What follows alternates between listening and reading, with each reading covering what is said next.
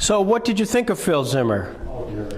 Well, outstanding, just absolutely outstanding. In fact, I remember we had, I forgot whether it was 1 or 2 weeks of mourning after he left us because Hess had stolen him away. And that's the modest statement of that. That's $20 or $25? Oh, that's terrific. Talk to me about Joe Foss. One of the most impressive leaders I've ever seen. One of the things that I felt I got out of the Marine Corps was both the chance to work with highly diverse people and under highly diverse leadership. And Joe Foss was absolutely what he looked like and what he talked like. He would never ask anybody to do anything he wouldn't do himself. When he was committed to a particular task, he went through regardless of personal cost. Obviously, you don't shoot down somewhere between 25 and 35 enemy craft without being very intense on what you're doing and willing to take the risk. But he was that same type of person. When we were in Santa Barbara, it always tickled me once in a while. I was Group Sergeant of the Guard, which meant you went into Santa Barbara to pick up people who had been perhaps a little overeager the night before. And his basic rule was, if they haven't hit a civilian, because he said you're better trained than civilians and hitting civilians is, unfair, or if you haven't resisted shore patrol, don't tell me about it, just put them back to work. And that was his basic fairness. I mean, he was intense on whatever he did. And later on, as I have mentioned, we had many conventions, and he attended almost all of them. And the highlight of those, in many ways, was a picture such as I showed you a moment ago.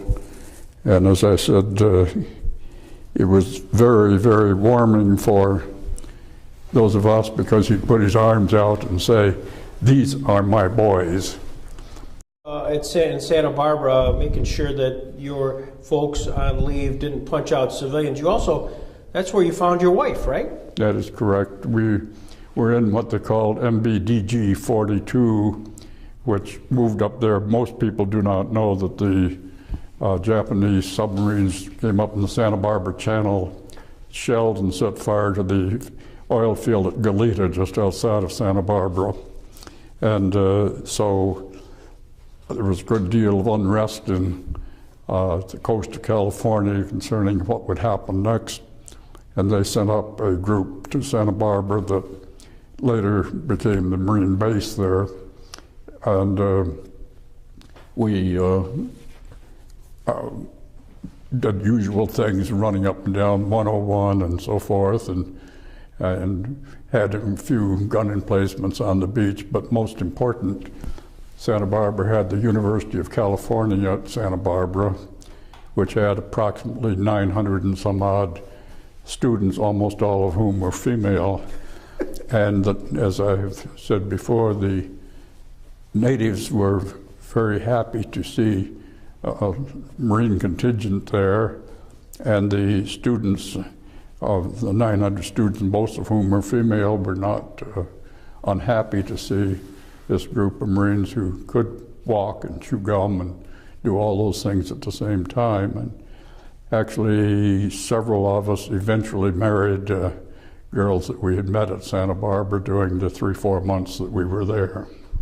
Plus, being a good Marine, you're pretty buff at that point. Pardon? Being a good Marine, you're pretty buff at that point. Yeah, we were welcomed. And So tell me, Al, going back a little bit, what did your mom and dad do? Actually, I grew up the first 11 years on a subsistence farm in Jefferson County up at the Thousand Islands.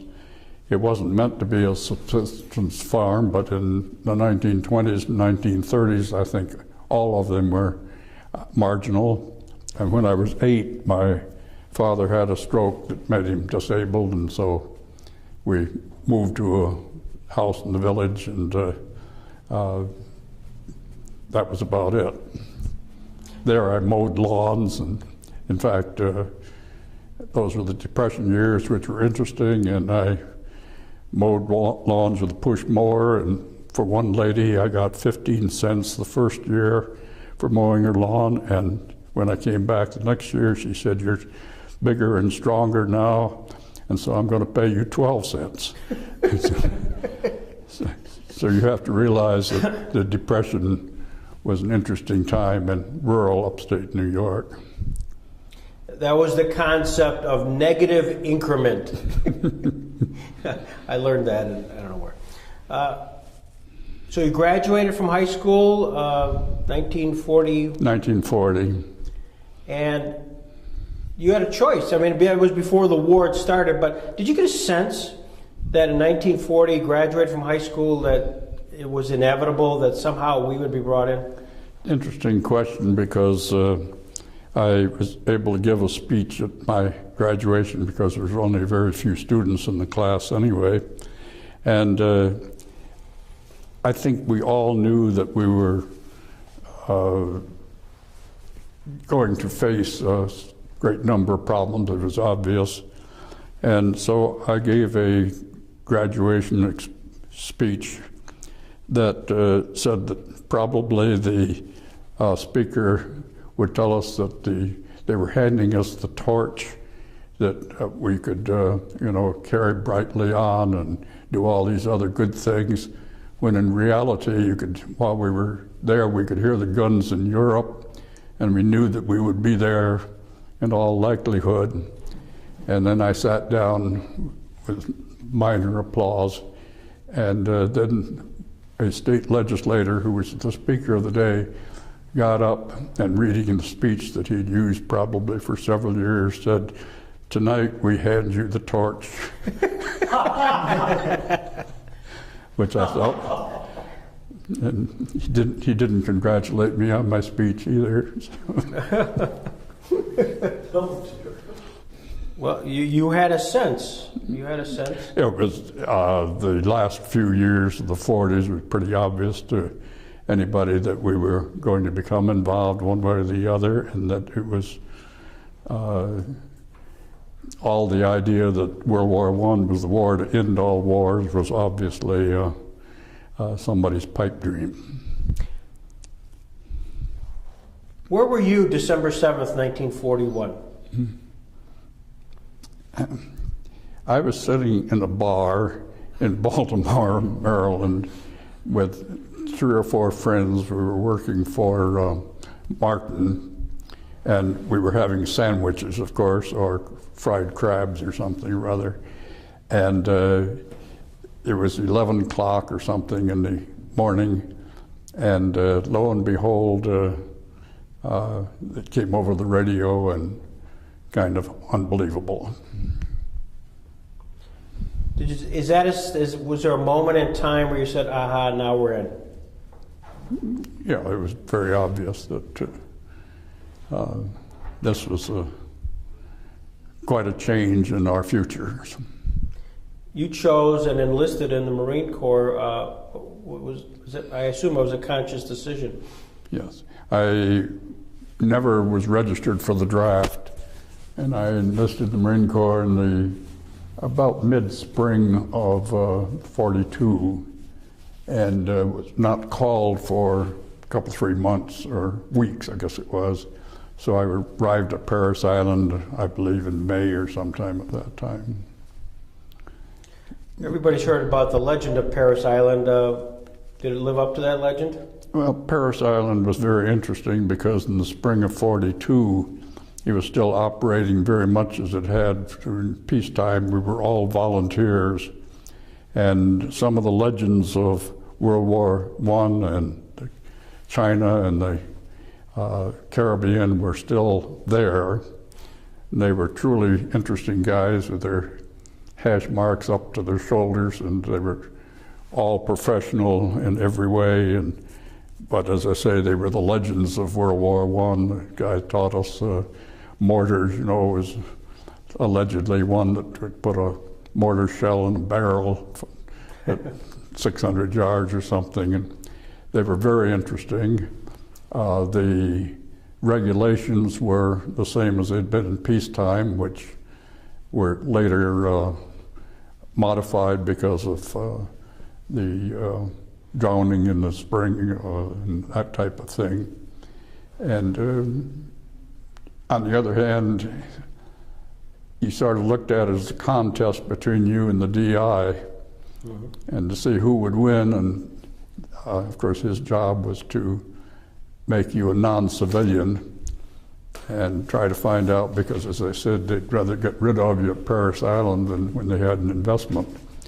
And so you sort of built up a defense that you would not, well, the general joke was that after the war we'd all come back and fight the DIs, but it was a very interesting training for those who lasted, and I think we went down to about 39 in the platoon by the time that we finished our training in midsummer. How many started in the platoon? How many started in the platoon? Pardon? How many started in the platoon? I think around 62 or something of that nature, and then we had replacements from time to time from the people who had been shuffled back, and so I think all in all we had about that number. In your letter that you wrote to on your experiences, you talk about one of the favorite exercises by the drill instructor, Sergeant Speranza. Mm-hmm. Talk about that. Speranza was from Altoona, Pennsylvania. The rumor was that he'd played football for Penn State, and truly a professional DI, as these guys wear their hats. And he had little exercises, as all the DIs did, that had a point to them. I mean, one of the most interesting things was that we would work all day and hard drill and everything, and he would berate us for as much as he could and so forth, which was quite a bit. And then along towards 4 o'clock or something in the afternoon, he would say, now, you haven't done anything good all day, but if you can do one thing right, then we're going to knock it off for the day. And then he would shout out an order that sounded something like port arms, forward march, or something else. Nobody could possibly tell what it was. And some people would interpret it as port arms, and some would interpret it as forward march, and so forth. So it was an interesting jumble of people, and then he'd straighten them out and berate us a little bit more and say, now we'll have another hour of drill, maybe we can straighten you out. And of course, it was meant to see how much you'd take before you'd, be terribly upset, because again, they were trying to get rid of us as quickly as they could, I believe.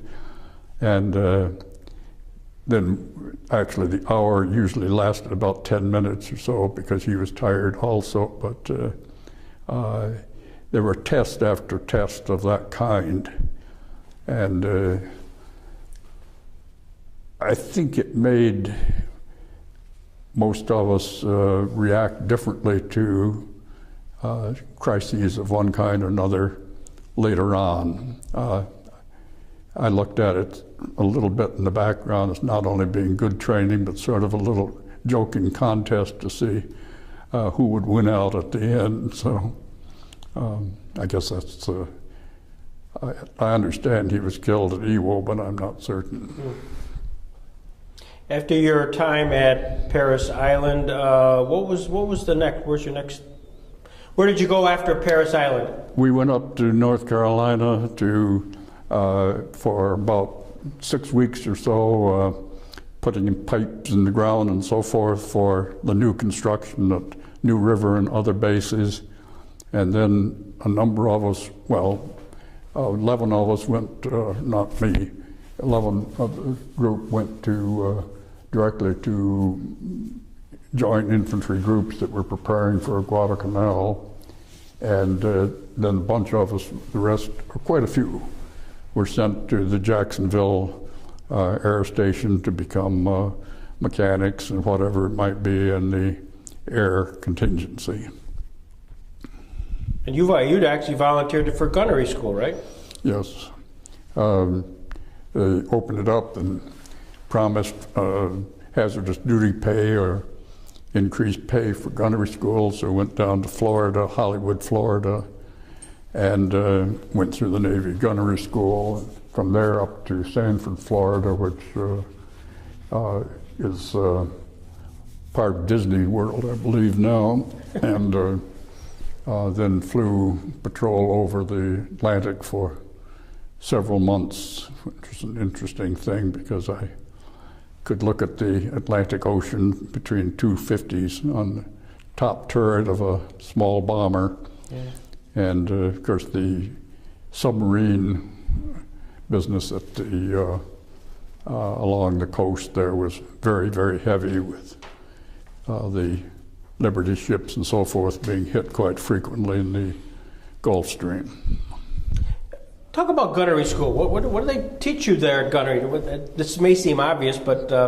Well, I mean, we started out basically shooting skeet with Browning automatics, and then we shot with a train that was running targets along, and then and went up in the airplanes and started shooting at sleeves. And then a couple of us at one time did some demonstration for the pilots. There was a big cadet group there, and we'd go up and convince them that you did have to lead on the target and all that kind of stuff. And so it was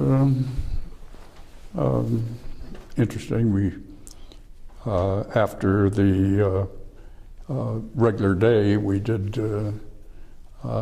shoot skeet for a guy named Beam, who I believe was a national skeet champion or something at that time. I believe he was from Buffalo. And so we shot up a lot more American ammunition in late afternoon, and which is part of the fun of the operation, I guess. I assume you're being graded along the way, so that you're being graded so that they have the best of the best, being the gunners. I don't know. We just sort of did our job, and then after about 3-4 months of patrolling in the Atlantic, they shipped us to California, where we became part of the MBDG, which then went to Santa Barbara. We were kind of generalist by that time. Now, is that where you caught up with Joe Foss? Yes.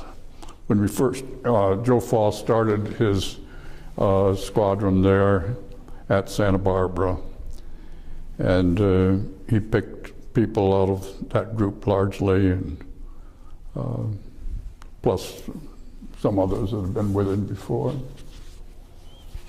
And he was your commanding officer then until he left? Yes. Yes. The reason he left was, didn't he have malaria or something like that? Well, when he came back from the Pacific, he was a very sick man with malaria. We all had some malaria, of course, so that, but I always felt kind of honored, and it was interesting that I think there were 3 of us staff sergeants that loaded him on the plane that sent him back to the United States, and didn't see him again until reunions after the war. Yeah. Did you feel like he was, at the time, one of the highly respected leader for you? Extremely so. I think any man in the squadron would have done anything that he asked without questioning. And he had a lot of respect for him. So talk about you as you left San Diego and you're in the Pacific. Kind of walk me through your next stops here. Well, as I mentioned, we stayed in San Diego for about 3-4 weeks because there was a high alert on submarines in the off the shore, and I think to some extent they were gunning for Foss also. And so we just waited and were delayed, and then finally shipped out late one afternoon from North Island alone with a converted ship. And as I would say, one of the impressions that you had very quickly was when you watched San Diego sink and the lights and go out and city sink below the horizon, that you knew there was an awful lot of water ahead of you. And we stopped at Ford Island in Hawaii to refuel and stuff. And that was kind of interesting because the Arizona was still smoking a little bit in that. And I think probably one of the things that has stuck with me for a long time was the fact that the first people we saw on Ford Island, which is right in the middle of Pearl Harbor, were Japanese Americans, heavily armed, patrolling the whole section. I mean, almost all of the civilian guards that were there were Japanese American. And I reflected on what we had done to the Japanese in California, who had very nice farmland, truckland, and all that type of thing, who then had been interned without any basic action except Goleta and a few places like that. And right in the center of where the war started, the armed guards were Japanese American. And I mean, there was sort of a disconnect there that was challenging, shall we say. Incidentally, the next time I saw Ford Island, we came back on the very day that Franklin Roosevelt died. And it was kind of impressive because they raised the subnets at 9:30 in the morning, and we came up the channel as we did. The fleet stationed at Pearl Harbor, which was immense, struck their colors as we came on up through as the announcement at 9:30 or whatever it was for Roosevelt's death. It's kind of impressive if you go up there and you see the entire fleet responding to the president's death. What was your personal reaction To, President Roosevelt's death? well, I think well, let's put it this way, we voted absentee ballot in those of us who were 21 or something. And so I have the distinction of having voted for Roosevelt an absentee ballot in the Pacific. I mean, he was obviously thought of as the leader, as he was, and I think respected. I think it was obvious by that time he was a very ill man, but I never heard any basic complaints about what he was doing. He seemed to be supporting us, and there didn't seem to be the confusion that there may have been in later conflicts. Which brings up a question. Among the troops, your fellow colleagues, did you talk about how the war was being prosecuted? Did you ever have those kind of conversations? We had a lot of it, and of course, there were all the troops, or the enlisted men that I was basically associated with. Of course, there was a cross-section of America. Almost all of them were volunteers in the original, and then we had some draftees and so forth. But I think all of them were knowing that we certainly did not want to see the Japanese impose the almost unbelievable rough culture that they represented on the conquered areas on the United States. And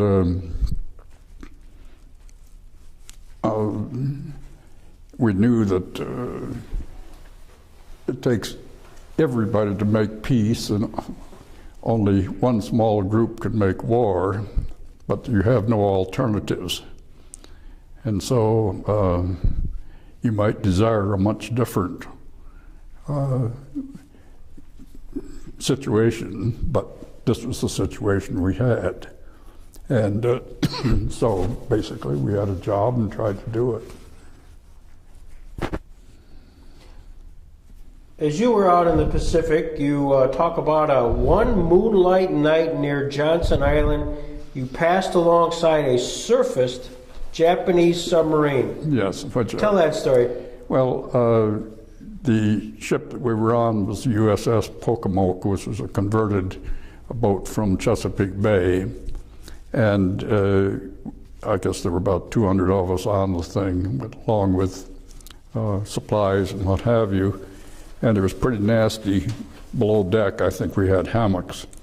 And so those of us who wanted to would climb up on the deck and with a blanket or something rather and sleep up there as quick as it was dark. And this one night I was sleeping up near the port side of the prow, and it was on and off moonlight, and we were without, as I say, without escort of any kind.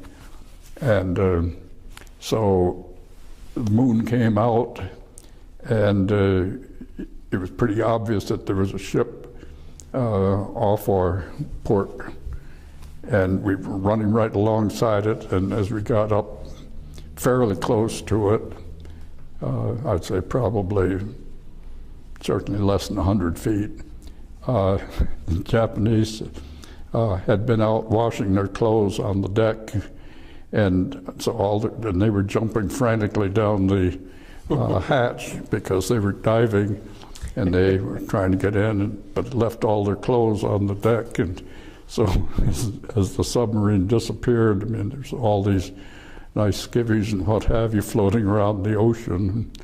We took basic evasive action and zigzagged around all night, but all I could think of was that the Japanese, I'm certain, resurfaced and tried to fish out their clothes. Because there they were off Johnson Island, which is a little ways out of Hawaii, and had crash dived in the middle of their nightly wash, and so, which I thought was a comment on war, which has horrible times and its funny times. You actually rode out a typhoon one time. Yes. I can't even imagine what that feeling must be like. Well, it was kind of interesting because we were going up into the Bismarcks, and I was on LST, and I was sleeping in a bunk below, but we had a lot of people on the deck that were sleeping there, and my head bumped against the bulkhead. I said, "This is strange," and a few minutes later my head bumped against the bulkhead again, and so I knew that something strange was happening. And we were in the edge of a typhoon, and the LST, of course, is a hollow box, and it would go up to the port, and then it would go down. It would go up to the starboard and down, then it would go straight up, and then it would come down and hit with about 2 feet of water coming over the landing ramp in the front. And at that time, the thing would shudder, and we thought we heard rivets pop, and probably did. So for a couple days, they'd closed down the galley, and we sort of used lifelines all over the place. And then when it was all over, I think we'd had a couple of destroyers and a cruiser that had been with us, and they were somewhere over the horizon, but that was between New Ireland and New Britain. So it was kind of interesting, and it makes a bad storm on Chautauqua Lake look relatively mild. Did you get sick? No. No? These tough Marines, they don't get sick. Too busy hanging on. You after that typhoon, you ended up on the island of, I guess, Emaru? Emaru. And you talk about a story, that was the island where, quote, bring them back alive, Bailey. Right. Bailey, of course, was the fellow who brought many boa constrictors and tropical animals back and showed them, and I think he has shows of his own, plus he stocked all kinds of stuff. And we were using jungle hammocks after a while there, and in the rosewood tree or whatever it was that we were under, a few of us, we had about a 20-some-odd foot mama boa constrictor with 2 or 3 6 or 7 foot ones, and when they would try to come down the tree, she'd scare them back up, but they were all over the place, and the ground was covered with interesting millipedes, which I've said was like walking through a bowl of Rice Krispies because they crushed in, but they were filled with a black, brownish acid interior that would soak through your shoes and any place that it touched, and that was relatively unpleasant. And Wow. Then eventually we cleared it out one way or another, where we put up our tent. We took about 20 gallons of gasoline, spread it all over the place, and shot a flare into it. And it was surprising that we didn't have any more of those on the ground. And we covered it with coral and had reasonably good living. Getting rid of the boa constrictors and all those animals reminds me kind of like of Indiana Jones, you know. You're like, Right. yeah, wow. And also I found interesting, and it's a great visual, that on the island there were some Seventh-day Adventist missionaries from Australia. Mm-hmm. And you actually felt the need to sing. We were distributed copies of Onward Christian Soldiers, and with a little bit of practice, we sang it, and they were all pleased. I think it's wonderful seeing all these hardcore Marines singing Onward Christian Soldiers. This is terrific. Then from there, what's your next? Well, we laid there for quite a while, and of course I was between Rabaul, Truk, and Kavieng, and those were neutralized in fairly short time. And then, I mean, short time and on the calendar, but probably not for the people doing it. But anyway, we didn't know where we were going to go. We were scheduled at one time to go over into the Celebes and to save the Dutch oil, but they gave us the cowpox examination, or drugs and everything to take care of it, and lo and behold, we were all sick for about a week or so, but we didn't go. And then, as I said, one day I was told to be ready to leave for some others about 11:30 at night, and so I think there were 13 of us that got on 3 R4Ds or DC-3s, Navy transports, and left and made a hop north. It was kind of interesting because we were overloaded, and my place was sort of squatted behind the co-pilot, and others were lying on the boxes of stuff and so forth. And OSHA did not control the Marine Corps at that time, and we flew to Biak, north of New Guinea, but that was under fire, so we landed on the emergency strip at Awi, which is just offshore and way too short, because I could look down, and when we took off, I could see the coral and the wheels together at the end of the thing. And when we got off the end of the island, which was about 10 feet high, we had that altitude for a long, long time. And then went to Peleliu, and then from Peleliu started our last little hop, which was interesting. It was at the time of the landing on Leyte, and the Navy had no personnel ashore. It was an Army operation.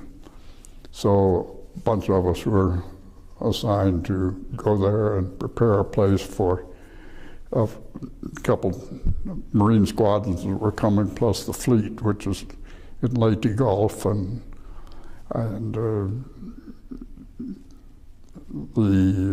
they had no shore position, so we went in and established in this funny little single strip on the Leyte beach by Tacloban, a place where the Navy could come ashore if they had to, as they often did, and where that eventually the Foss's squadron and a couple night fighters would come in. Tokyo Rose, was she Tokyo Rose, was she your source of information? Pardon? Was Tokyo Rose your source? Oh, no, she was, from the time we reached Emaru, that was a major source of information. They had fairly good intelligence. She'd broadcast at night and say, what on earth are you doing there? I mean, you know, you're 650 miles beyond such and so, and we have you surrounded on all sides, and I mean, how silly can you get and have a good day? But she gave, and then she played American music and said, bet you missed that. So it was. Did you? I mean, did everybody listen to her? I mean, it was. I mean, a sense of that was entertainment.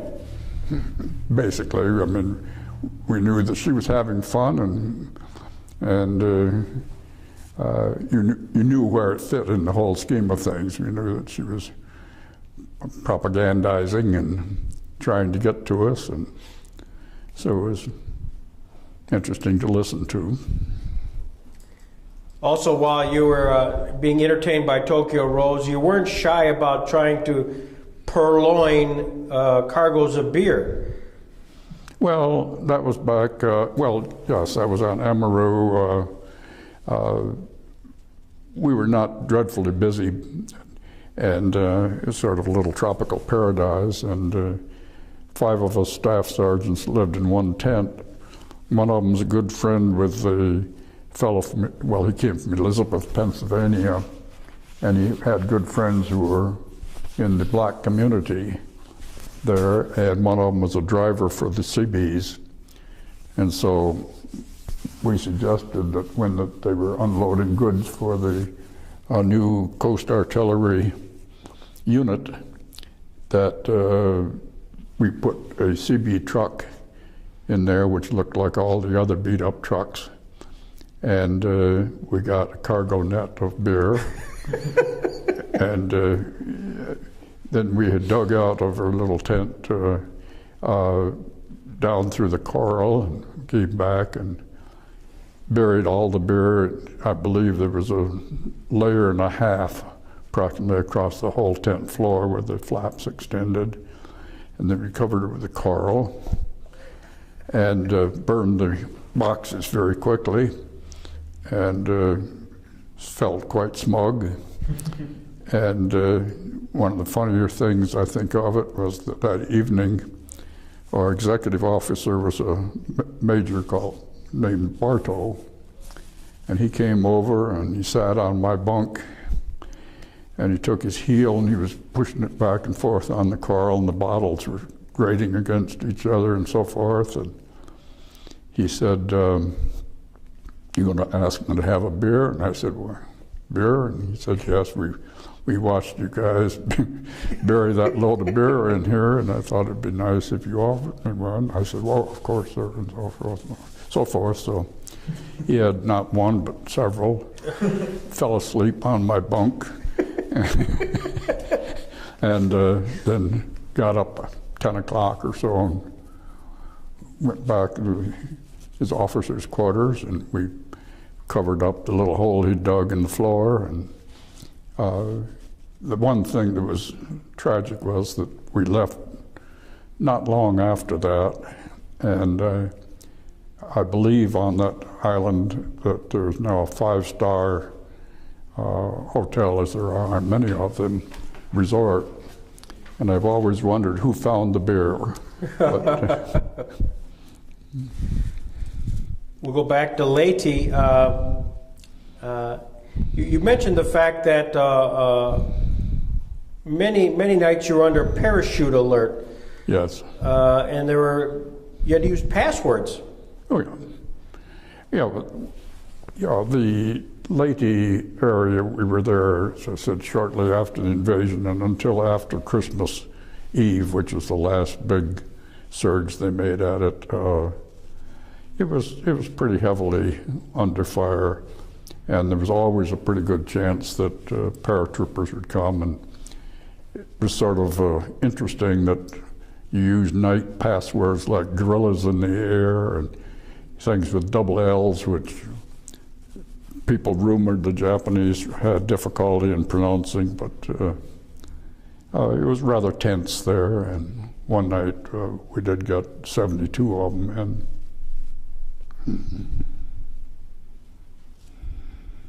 You mean so you actually got parachutists in there? Yeah, well, yes.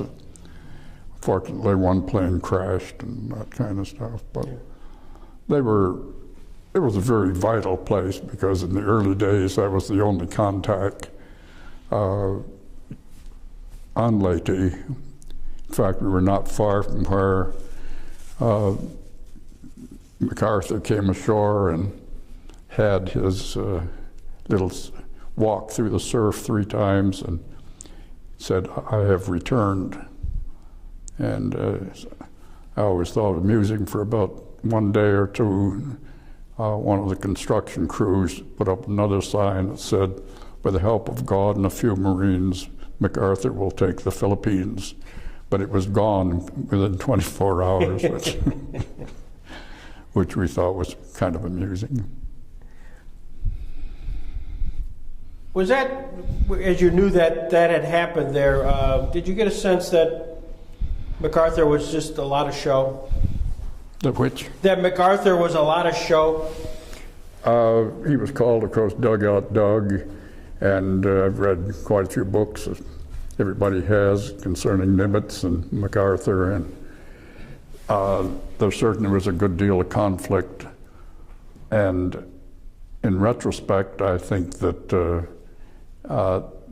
the personal jealousy and attempt for recognition by both the Navy and the Army caused a lot of very bad decisions in the Pacific.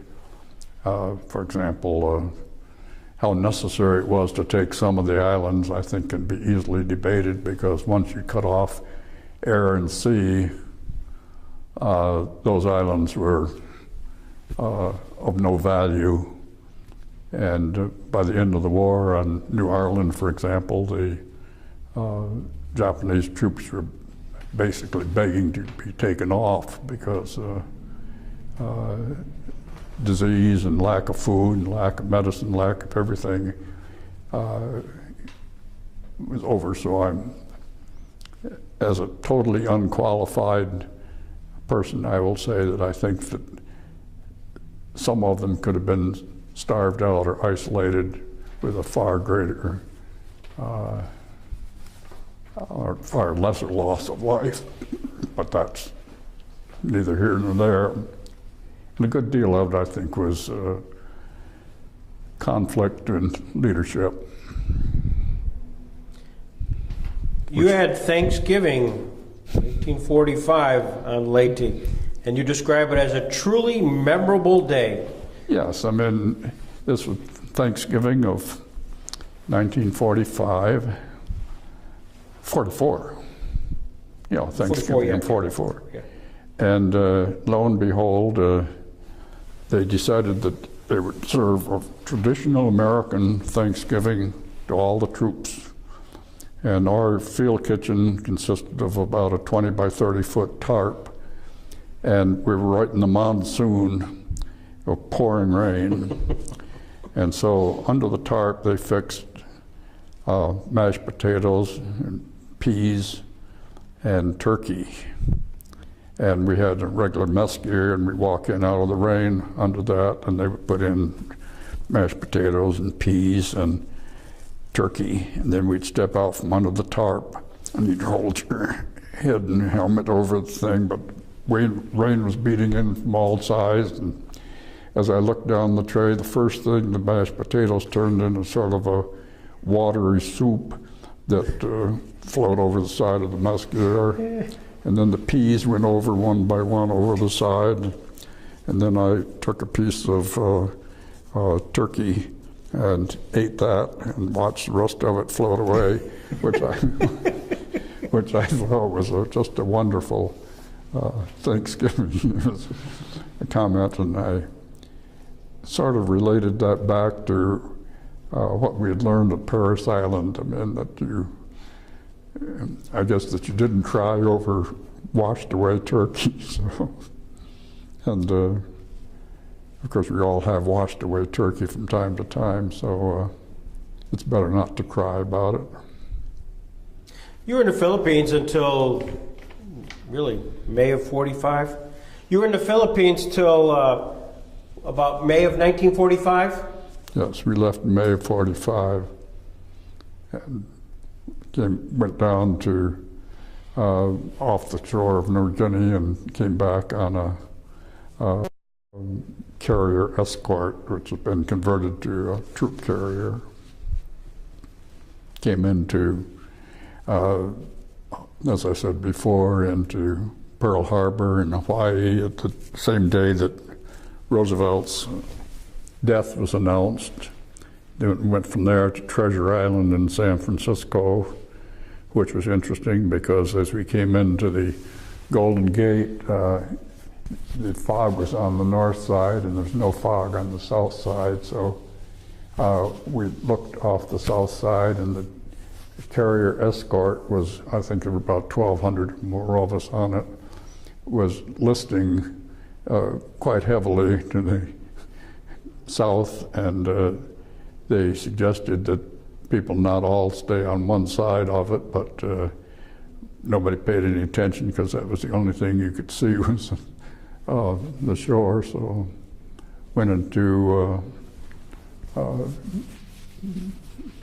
Treasure Island there, and were issued new pants, new shirt, and new hat. And I guess we didn't get shoes. And then we looked halfway decent, and we were then taken back down to San Diego. So you had a little R&R. Any funny stories on your rest and relaxation time? Not really. I mean, we went back for 30 days, and we had several interesting things written by Marines and distributed as to how you should act when you came back, because, I mean, you'd been somewhat conditioned into different habits, and so some of these are quite amusing. I do have brought some of them back one day that, I mean, instructions as to how to behave written by them would have been very, very revealing. How to behave with the other sex and how to behave with... No, they might say that. Yeah. How to order food and what to do when you didn't like it, and, you know, little modest suggestions that might be helpful in your conversion back to somewhat civilization. Isn't that right? It's the first I heard that. That's great. You mentioned in this wonderful, wonderful memoir that one morning after an especially busy night, I had an epiphany of sorts, which sort of captures the overall experience. And if you recall that. You know, I think that we can glorify war. We can look at it one way or another. But as I said in that little article, it's not a Sousa march well rendered, and it's certainly not a movie. It's a savage destruction of people and things and resources, and even one's moral standards and everything else. It's I'm not condemning it, because there's no other way that I know of that if somebody is determined to destroy you and you don't want to be destroyed, then ultimately the only way you can stop him is by stopping him. But it's such a dreadful waste. I mean,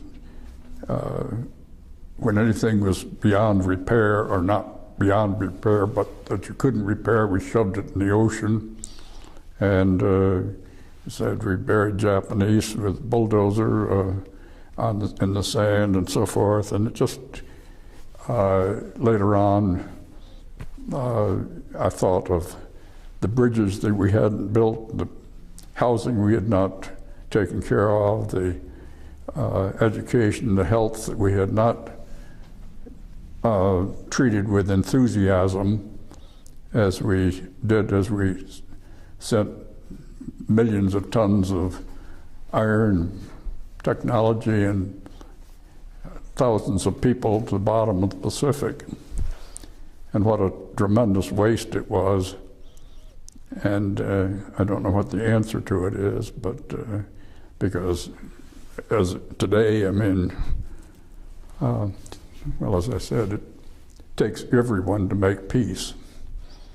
And if someone doesn't want to make peace, the alternative is fairly limited, and doesn't make it right. It doesn't make it glamorous. It doesn't make it a Sousa march, well played. And I guess that's about the way it is on that. I had one other experience there that I think was interesting. I have a tendency to visualize things. When words come out, I guess it's some form of insanity that we won't talk about, but that you visualize. And one night, and I'm not trying to be heroic or anything, but one night when we were taking in a little bit of stuff, I said to myself, or thought, what would happen if one of these things didn't miss? And what am I really? And I saw suddenly about a 6 or 7 inch column on page 12 of the Watertown Daily Times.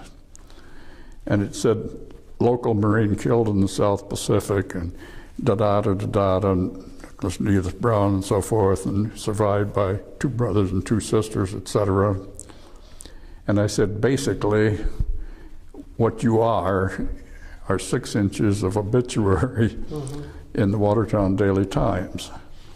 And so if you don't become an obituary in the Watertown Daily Times, then you better think a little more carefully as to what you really are, and not that you want a longer obituary, but that you want to have it worth more than 6 inches of black type in the paper. And I think to some extent that has helped in terms of perspectives of what is good and what is bad and what is nonsense and what is real, because I didn't like the idea of being 6 inches of black type on page 12. That's conceit. Well, the good news, you're not going to be 6 inches of type. And you were honorably discharged October 24th, 1945, went to Syracuse University on the GI Bill. You married the love of your life, Marge, on September 1st, 1946. And then what happened to you? Well, I was under GI Bill, and I liked what I was doing. I had no particular plans of anything, but I took the courses I liked at the Maxwell School of Citizenship and Public Affairs, and after made Phi Beta Kappa because grades were rather easy, and then they told me that I had enough to graduate, and as I did with in January of '49, But I had 12 hours of graduate work because I'd been taking courses that I liked, and then they wanted graduate assistant and fellow and what have you, so I got my doctorate in '52, went to Eastern Illinois, which was interesting. The president there was named Robert G. Buzzard, and he was very interested because he paid more than anybody else wanted to pay for me, and other people of that nature. And he told me later on that he didn't want anybody who would stay there because that wasn't what he needed. He needed people who would come and share whatever they had and then move out. But it was kind of disrespectful of some of his senior faculty, but I could see how that might happen. And went from there to Eastern Michigan, became the first dean of arts and sciences there, and then was an appointment with Romney I'd been a registered independent since 1960, but to help set up the OEO, Office of Economic Opportunity, and then actually a faculty member from Eastern Michigan was a good friend of a faculty member at Brockport, and they were looking for a president, and the faculty member from Eastern Michigan suggested I might be a good one, which is always, giving me a certain level of caution as to when a faculty member under you recommends you for another position. I mean, you have to look at it. But anyway, I went there and became president October 1965, which was interesting because, as Mr. Zimmer knows, I mean, it was in a big transition period of State University of New York, which was roughly 20 years behind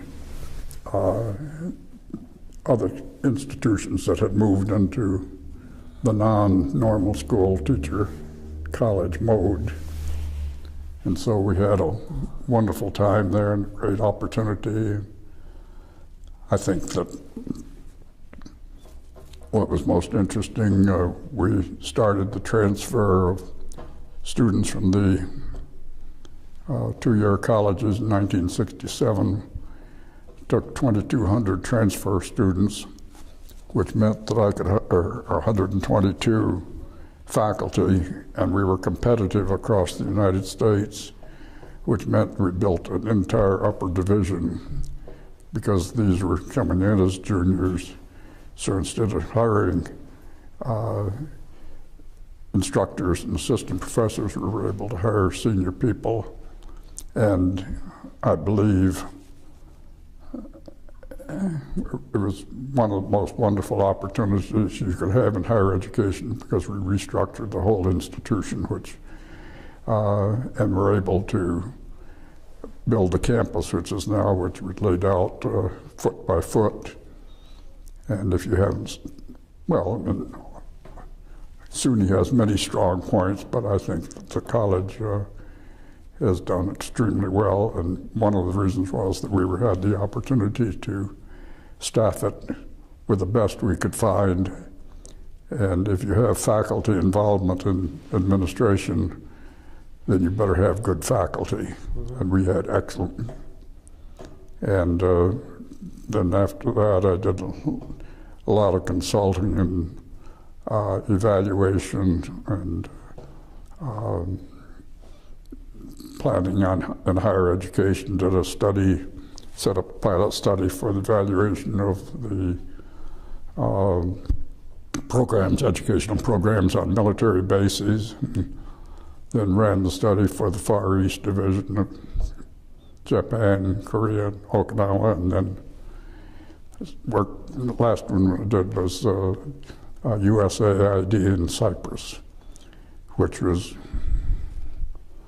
particularly interesting because the mix of people in Cyprus is quite interesting. It's part of the Near East, and if I weren't on tape, I would say that one of the big problems was that I had Marge, my wife, was with me, but all the Northern Europeans go to Cyprus to get all the sun they can in their 10-day vacation, and I think that they're overexposed in terms of the Mediterranean sun climate, and I wish I'd had a concession for sunscreen or something rather. But anyway, I was offered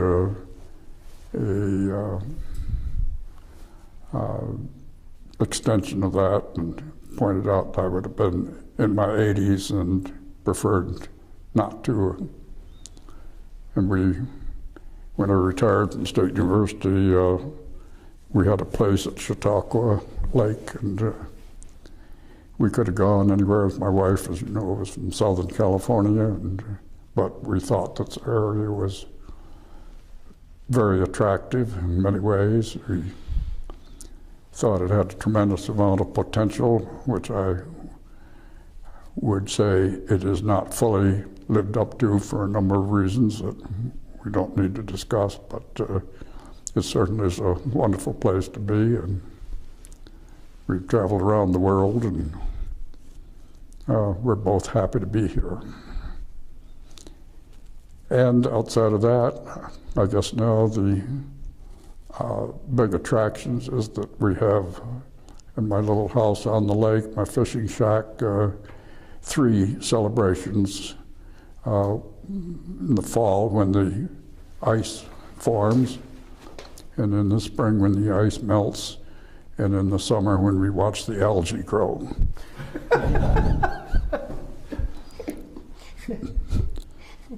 Well, this has been terrific, Al. I must tell you.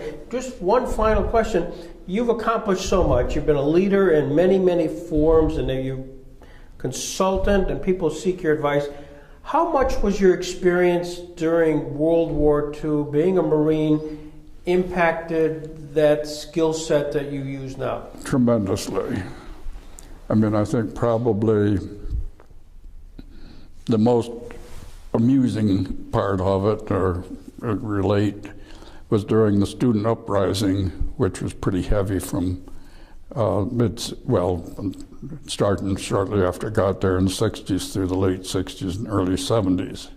It was very important, and we had to seriously take the fact that I call it the great puberty rite for the colleges, for the faculty, and for the communities, because we'd been living in a dream world of the 20s, 30s, and what have you, and there had been many changes that certainly had not been thought about. So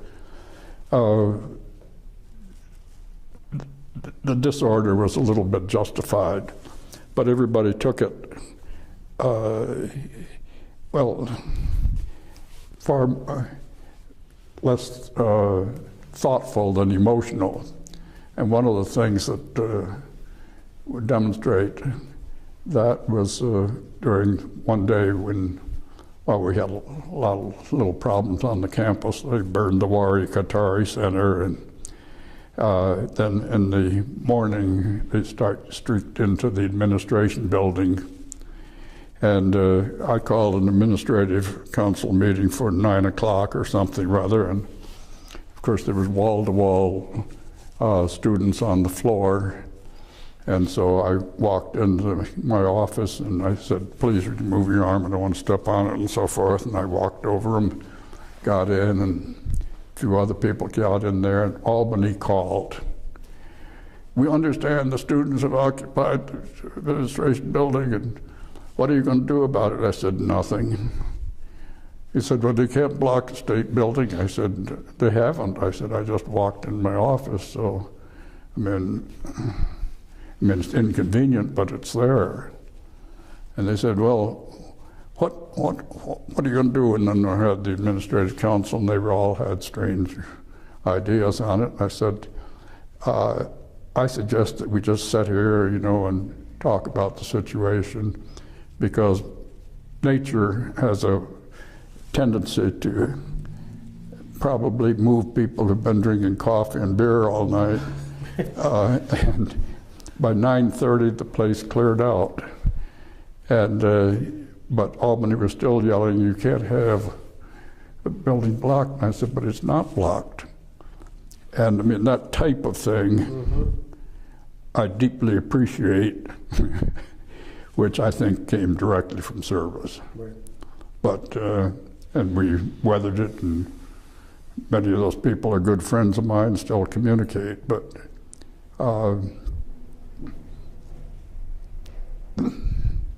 the academic world was not prepared for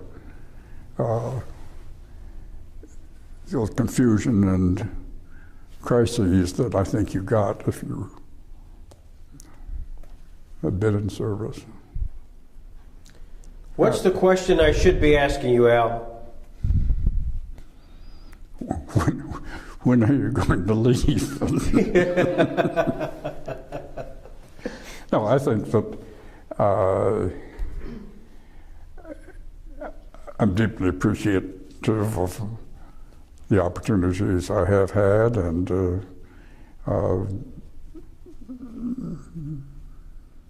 guess that's about it.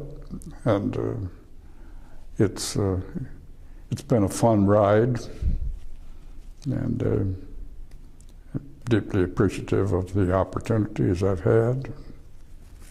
And I guess that's it. Well, you've accomplished so much, Alan. We really appreciate you. No, I think I've got 10 inches of black type on page 14 now. That's a great ending line.